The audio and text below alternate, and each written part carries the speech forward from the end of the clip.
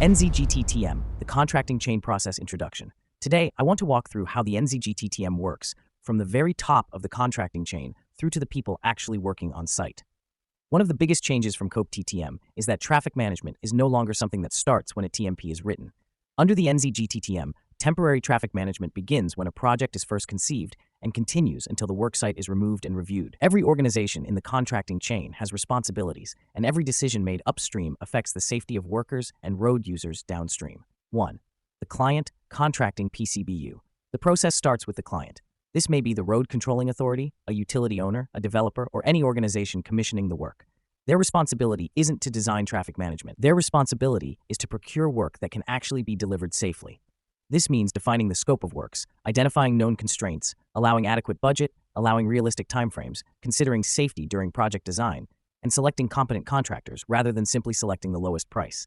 The client sets the expectations for health and safety throughout the contract. Key message: poor procurement creates poor safety outcomes. NEM2, Principal Contractor, Lead Contractor. Once the contract is awarded, responsibility shifts to the lead contractor. This organization now has the greatest influence over how the work will actually be completed. Their role includes understanding the work methodology, identifying construction hazards, determining whether traffic management is required, consulting with subcontractors, coordinating with the client, consulting with the road controlling authority, and identifying all affected stakeholders. This is where the 3 C's begin: consultation, cooperation, and coordination. These aren't optional, they're legal duties under the Health and Safety at Work Act. Number 3, preliminary risk assessment. Before anyone starts drawing a TMP, the project team asks, what are we actually trying to protect people from? The NZGTTM changes the conversation from what layout do we normally use to what are the risks on this particular site. The assessment considers workers, road users, pedestrians, cyclists, residents, businesses, emergency services, public transport, schools, vulnerable road users, and environmental impacts. 4. Selecting controls. Only after the risks have been identified do we decide on controls. The hierarchy is always, can we eliminate the risk? Can we isolate it? Can we engineer it? Only then do we consider temporary traffic management devices.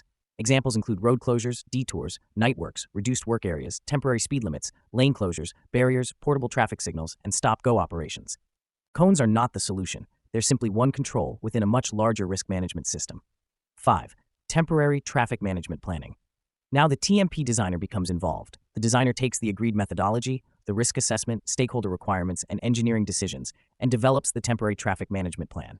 The TMP is no longer just a drawing. It's a documented explanation of how traffic management supports the safe delivery of the work. 6. Review and consultation. Before implementation, the plan is reviewed with everyone involved.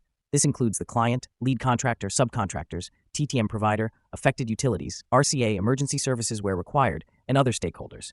Everyone has the opportunity to identify additional risks before work starts. 7. Site implementation. Once approved, the operational team takes over. This includes the STMS, TTM crews, supervisors, site manager, and workers. Their responsibility is not simply to install signs. Their responsibility is to continuously monitor whether the controls remain effective. If conditions change, they reassess. If risks increase, they adapt. If controls are no longer suitable, they stop and review. 8. Monitoring. Throughout the project, risk management doesn't stop once the first cone is placed. Throughout the work, the team monitors traffic behavior, cues, pedestrian movements, weather, visibility, work progression, worker exposure, public feedback, and unexpected hazards. The NZGTTM expects dynamic risk management rather than rigid compliance. 9. Removal of temporary traffic management. When work is complete, the same process applies in reverse. Traffic management removal is another high-risk activity. The team must assess worker exposure, live traffic, visibility, sequencing, and remaining hazards before removing controls safely. 10. Post-project review. Finally, the project should be reviewed. Questions include: did the controls work? Were delays acceptable? Were incidents avoided? What lessons were learnt? What improvements can be made for the next project? Continuous improvement is a key principle of the NZGTTM. Final summary. If you remember only one thing today, remember this. The NZGTTM isn't about cones. It isn't about drawings. It isn't even about TMPs. It's about managing risk through the entire contracting chain. Every organization, from the client through the principal contractor, subcontractors, TMP designers, STMS, and workers, has a responsibility to identify, manage, and continually review risk. The best traffic management is the result of good planning, effective consultation, competent people, and continuous risk management, not simply following a standard